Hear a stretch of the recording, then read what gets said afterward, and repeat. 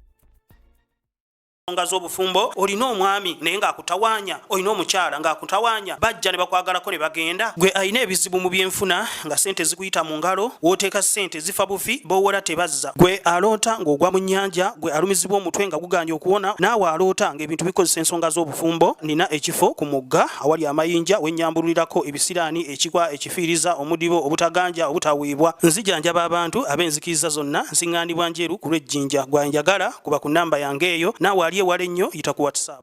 Ambasebo ne bannyabo erinnya lyange nze Walukagga Mathias olunaku olwaleero tuli wano ku kitebe oluvannyuma lw'okulaba social media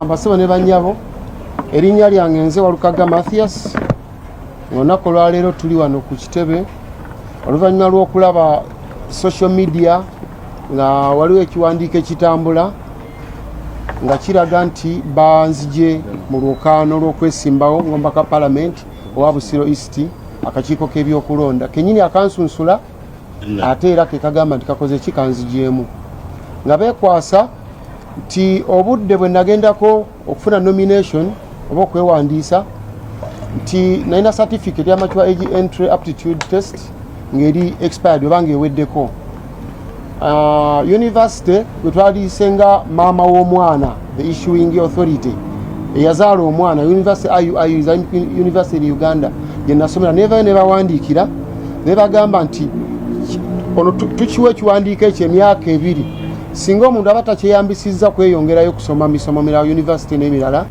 kibeera expired ne kasita akikozesa neyeyongerayo kisigala kiri valid nga kikyakola nze natuula mu nnaku z'omwezi 25 ogwokubiri 2023 mu gw'omukaaga ebibuuzo ne bikomawo nga mpise mu gw'omunaana nenfuna admission ku St. Lawrence University wayita emyezi 2 gyokka kati era ndi ku mwaka gwa 3 university zonna zibawandiikira akiiko k'okulonda IU za St. Lawrence ate natwala ne certificate mu National Council for Education to be equated and it was equated successfully nebeera nga eyimpa equivalence eya senior 6 ku honorable Lwashande bwe bagitunuddeko bagambye makyazo omuntu azze nayo nga eri authentic tewaliiwo kye tuyinza kuddamu eyibaluwa esembayo kyokka ate ku Walukagga ye bwagireese ne bagamba nti ate ye si ntuufu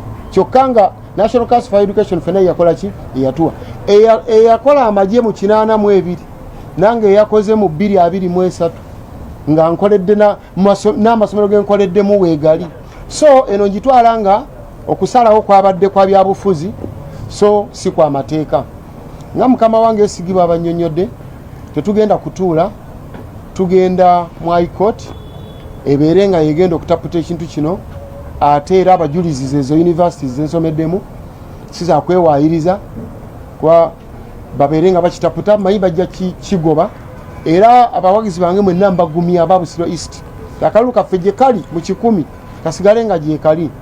National Unity Platform tesobola kusunsula muntu atalina biwandiiko.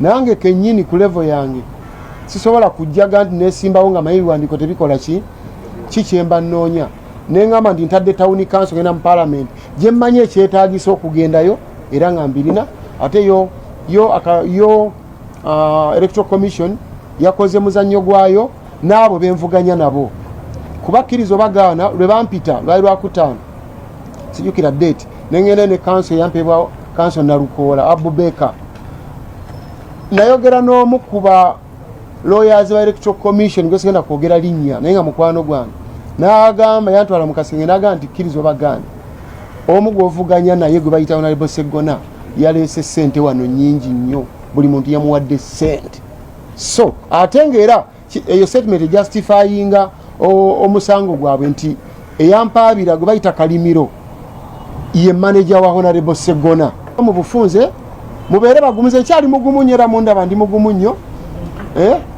ndi mugumu nnyo siina buzibu bwonna era mmanyi nti nno tugenda kufuna justice mu high court.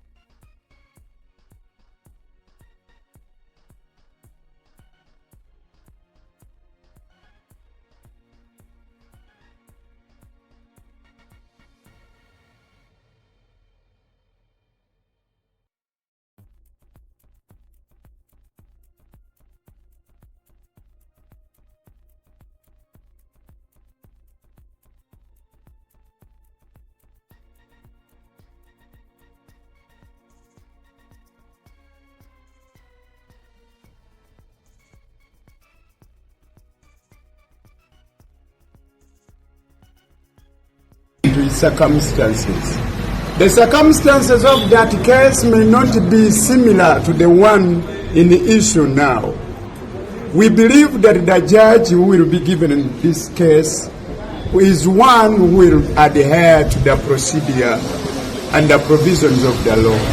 The provisions of the law require that this case must be heard expeditiously because we have very limited time. We believe the judge will handle it expeditiously. Very unfortunate, and it is regrettable that the Electoral Commission can make a decision on 25th day of November and deliver that very judgment on 9th day of December, well aware that this is a kind of a matter where time is of essence. It leaves many questions which are not yet answered.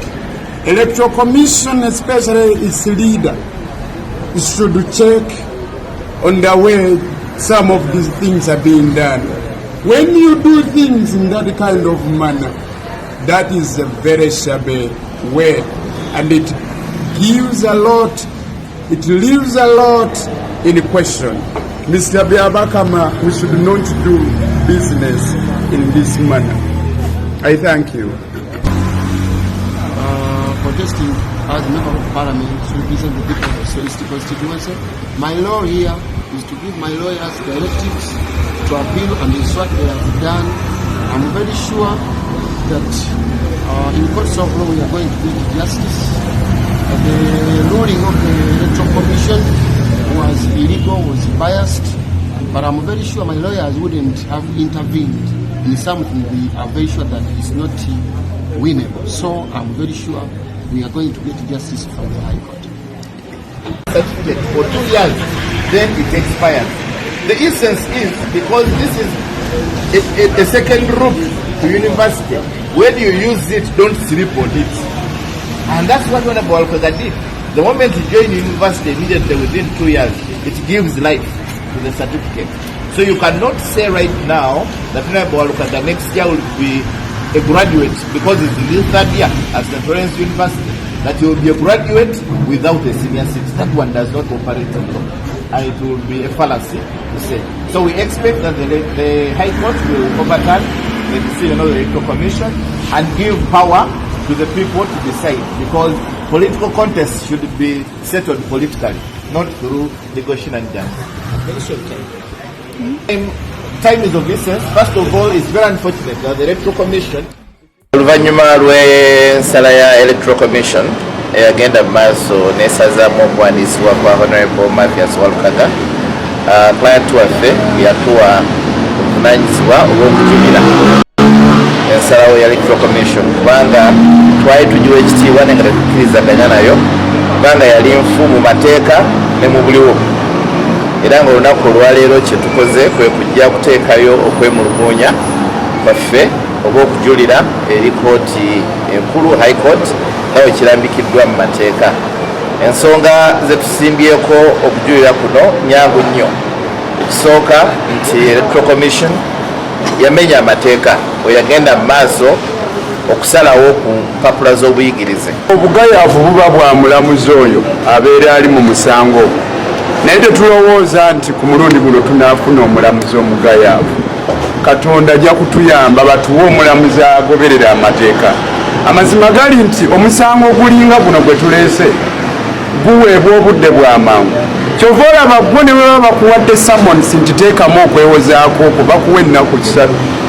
Omulamuzi ayimiriza emisango emirala gyonna n'awulira guno. Omulimu ogwange obuvunaanyizibwa bwange bwakuwa biragiro eri balooyazi bange era kye bakoze olwaleero nga bawakanya n'ensalawo y'akakiiko k'ebyokulonda. Akawaayiro ak'enkaaga mu emu akasemateeka wa Uganda ke kamuwa obuyinza okuwulira emisango ebbanga lyamala nga tannaba kulangirira awangudde. Kitegeeza waliwo ebikyamu bye muliko eyo bye mukola. Mwami Byabakama weetereze. Tuzze wano banno bakuyamba abalamuzi bajjewo ebyo ebikyafu bye muzze nga mukola eyo mu Electoral Commission.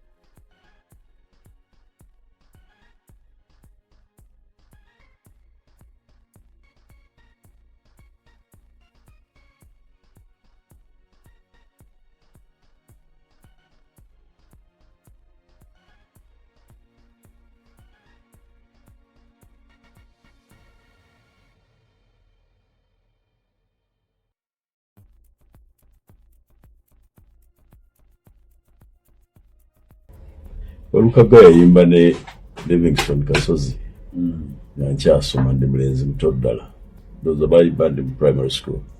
Walukagga ye yawa omugenzi abizzaayo ye yakozesa abizzaayo yiga interviews ng'abawandiika muwandiika mu bandi yaabwe ne Kasozi. Naye ekyo si kye kisinga obukulu n'obuwangaazi kya kitiibwa. Baba kyayagala nsinge actually mba musanyufu musinga naye kigaa nti muwe ekitiibwa. Yenyigira mu campaign ne bamuwa kaadi. First, I do not concede nti yampangu nti nagudde ebigezo biri byakulema makisana round tolina bo bwe bagambye mu mpisa y'abamanyi eri transparent ne script bazireeta n'ebibuuzo ne babibuuza yampozi yansinze ne maximeka Aisha yinza tululira Aisha Kabano. If you don't know then you don't know. Nze gambye nti kaadi baagimuwadde akulike katulabe bwe muyamba nabo bwe kibatwala mu maaso.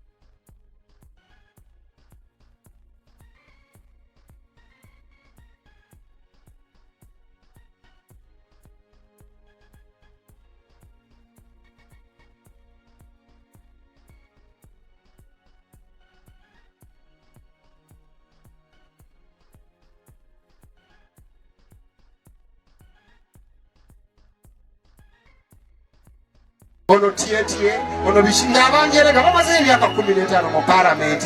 Tebakyusiza bulamu bwaki.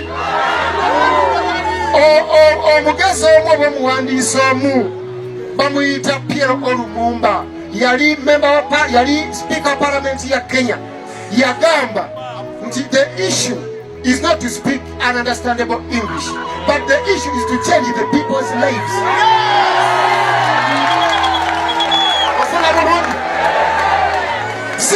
Ekikulu si kwogera luzungu lutategeerekeka naye ekikulu kukyusa bulamu bw'abashi. Very many members of parliament in Ugandan parliament, they have spoken the aired out ununderstandable English. But if the question comes today that how many people's lives have they changed, what is the answer? What is the answer? Zero.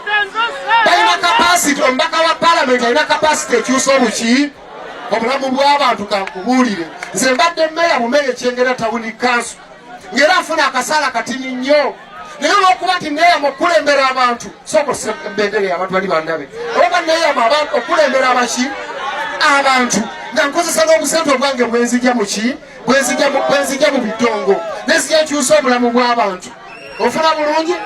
N'okwata emitwalo 5 n'enjiwa abakyala abasiika ab'Okyagonja, n'okwata 5 n'ogiwa Afumba Kyayi, n'okwata 6 n'oguwaayo Kyakasooli ku kkubo. Oyo n'akyusa obulamu bwe basibukyusiza.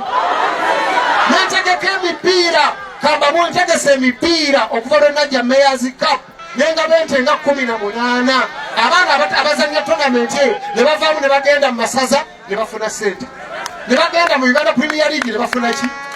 Mbasi kyusiza obulamu bw'abantu. Tubadde n'omubaka wa parliament wano emyaka 15 tategekanga yadde ekikopo nga kigenda kuwakanirwa Sseggwanga yekka. Nze ndiwandiza nnyo era muninde nti ngenda kutegeka tournament ng'egombolola 4 ezikola Busiro East zirina okwesambanga buli mwaka. Tusobole okugyamu abaana abasambi b'omuze nsambye omupiira ku levels zonna. Nsambye mu nfiira mu express mu masaza ne mu bika. Najja nga ndi musambi wa mupiira nnyo nnyo. Endongo n'ekola ki? Entwalaganya.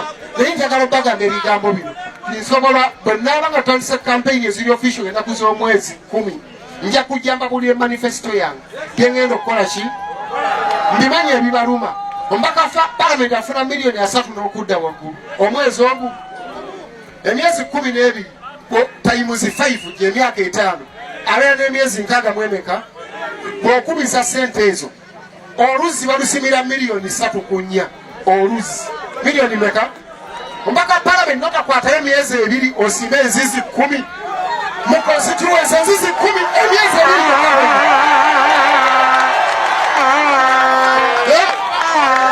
enzizi abantu bafuna amazzi amalungi ekyo kikulemera luddawa ate nga bakuwadde emyaka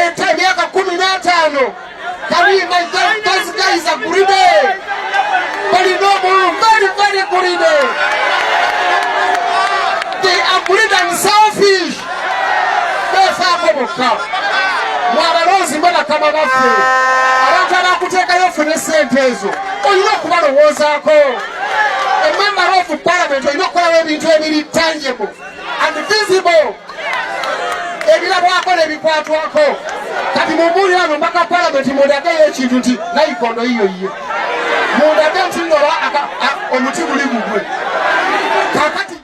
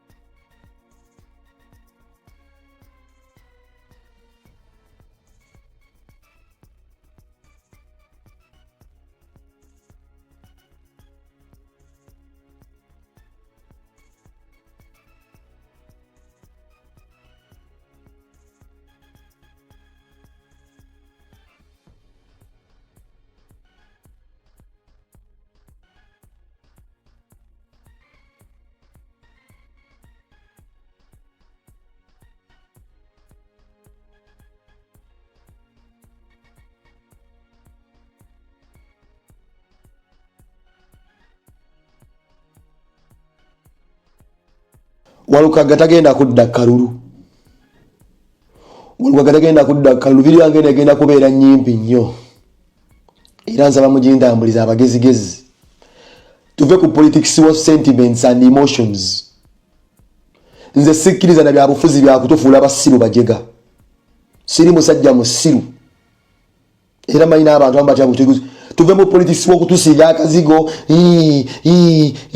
Shadde. Sirika. Bana bafuzi mwenna musirike. Labayo. Obadde osobera Walukagga omusango gwo guwangula. Atya. Walukagga guwangula kya mukwayi kooti ga guwangu. Nga nabichuka kyo twali tuwangudde musango kyo gulya omugumu. Obadde osobera Walukagga wangula eyo kesi. Kuki? Gwalaba video kuki? Tuve mu bintu by'okwewussa. Tuve mu bintu by'okufuuka ababugune mu Bikaabya. Tukola mu posting tetulina kye tugenda kukola. Tetulina okukola kiri ekintu kimu. Kulonda Bobi Wine sector zonna ziterere. Agabo ku masiga Bobi Wine mentioning amu agali corrupt amali yake is the judiciary. Obulamuzi bwe bukyasinze enguzi. Osubira Walukagga okuwona ndamubale muvende kudda mu post abantu ba NUP mu Bikaabya nti muna NUP yasubira Walukagga okuwangula omusango gwe musiru.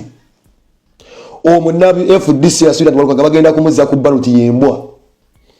Mwena mwogere ekintu kimu nti bannange sector ekyasinze okubeera nga nvundu lyesiga ery'obulamuzi. Singa si vundu, singa edi mutwalika. Singa Alex Mufumbira ali waka we ne family ye. Ba akireewo singa bali waka. Babesije singa bali waka. Buli freedom fighter futu soldier sibayi bano basibayi bani Bobi yanga singa bali waka. Singa obulamuzi bukola. Irene ensonga ki Bobi Wine munyivu agala sigu kula mu 7 yetu atwale entebe eno alongose sigere ly'obulamuzi kuba liri corrupt. Nze nakimanya tayinza biwangula olw'ensonga Uganda tayinza kukyuka ku Walukagga. Uganda already nema mbwe kyukire ku Walukagga. Etya for the first time mu Uganda ekyuke nga we badde etambula ku Walukagga tusanyuke. Bana abasajja ba Ssegona ba stakeholder mu bintu bya mu 7 era de bayino paving ekubo Ssegona iteonga Walukagga taliiko. This was a plan kino kyatandikibwa dda era mbabuulira tewaliwo mbeera yonna Walukagga badayinza kuwangula. Nalukagga siri mu kubeera mu nguyisaamu maaso simanyi nalukoola n'akakiiko ka gundi ebe nabadde mu kwewuddisa na kumala budde ekintu kyonna bannankyukakyuka nga manyi kutwala mu kooti mbonoonya bwenkanya totumalira biseera okujja nga Bobi Wine agenda ofuga entebe eno tekiribeerayo tekiribaayo. Bano abasajja bakuswaza ne bakubba ng'olaba ne basala omusango nga bagusaze bubi n'oswala. Technically today Walukagga alina musimanyi abuzeewo mwezi goba mwaka gumu okugraduatinga naye bamutadde ne mu kifaananyi nti nno agenza okugraduatinga bw'aneeyongera tetule 6. Kati mbuuza university egenda kumuzza emugambe eddayo. Naye Uganda mutambulire ebintu ebiswaza egundi etwala ebyenjigiriza egambye omuzajja ebbaluwa gy'alina emulaga nti nno ekuntakunta ne yasoma 6 ne mu akakiiko kagundi mu biganye ne kkooti ebiganye kyokka ate ye mu byenjigiriza akulaga nti bambi agenda kutikkirwa. Kakati wano tugenda tukiraba tutya nti ono omusajja atikkiddwa naye 6 yagibuuka. Neetaaga ba office boy gwe naagala okukolwa office boy mu ggwanga lya UAE mwanguweko njagala y'abalenzi 10 balenzi bokka office boy. Timu kuleeta kachai, timu kusiimula, timu kutuma ba office boy njagalayo 10 munyanguyireko kasito wangu alina milioni 3.5 ng'ogenda kufuna kakadde yanguwa tugende tukole. Njagala ba cleaners.